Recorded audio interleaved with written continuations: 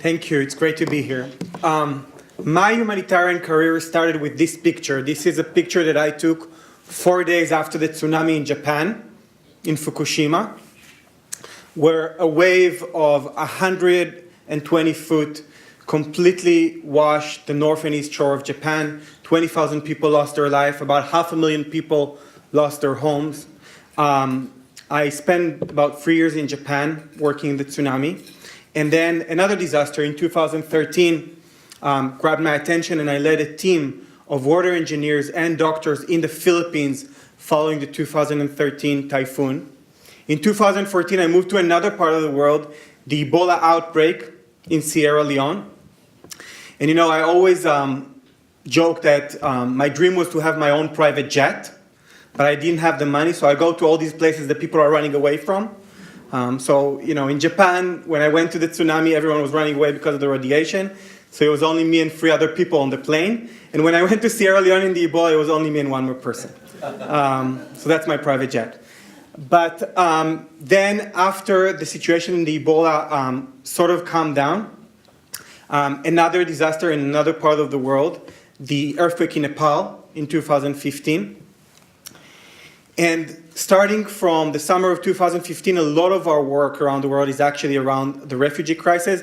And this is our team members of doctors and nurses in the island of Lesbos, Greece, receiving the refugees as they arrive on the boats. But today I'm not going to talk about all these disasters. I'm going to focus on our work in Puerto Rico.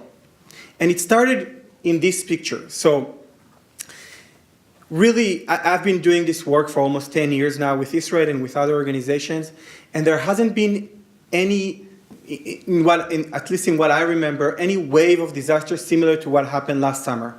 It started in Houston in late August. We sent a team of disaster specialists from Israel. A week after, Hurricane Irma in Florida, so we sent another team to Florida to help with debris removal and house demolitions. Then the earthquake in Mexico. Then, a few days after, again, another hurricane, Hurricane Maria in Puerto Rico. We didn't have anyone to send, and the only team that we had available was a team that was based in Haiti since the earthquake of 2010. So we sent this team. The airport in San Juan in Puerto Rico wasn't functional, so we had to hire this this small plane. And we spoke to the Jewish community in Puerto Rico, and their biggest concern was access to clean water. Most of the people, about 60, in the days after the hurricane, about 60% of the island didn't have access to clean water. And that's because a lot of the electricity was not functional, and all the pumps and the piping system just didn't work. So we decided to use a very simple, very low-tech water filtration systems. It's Sawyer Filters, and we actually purchased these filters. We've been using them around the world. We purchased them in Miami. It's cost about $50 each, and it's good for up to 25 people for up to 6 months.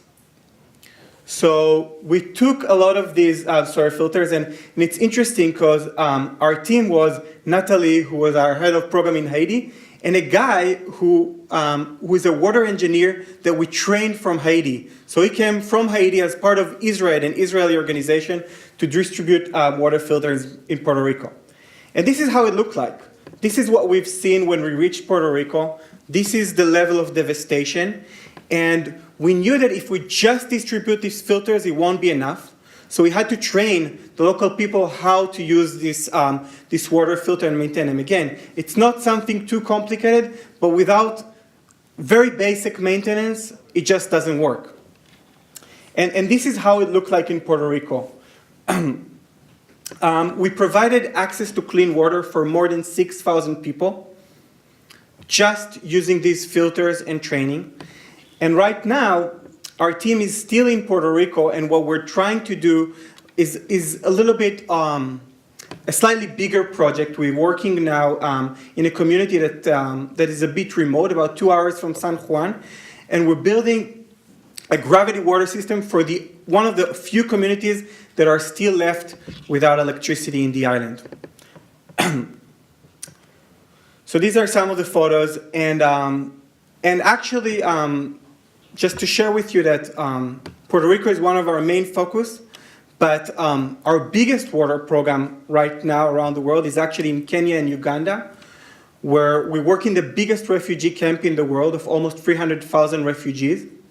And we train the first generation of water engineers within the refugee camp in a special program. So what we're trying to do is take the amazing technology that companies like WaterGen and Wash and other companies like Knuf are building and designing in Israel and bring us to the lowest, to the bottom of the pyramid, to the people who need it the most. Thank you.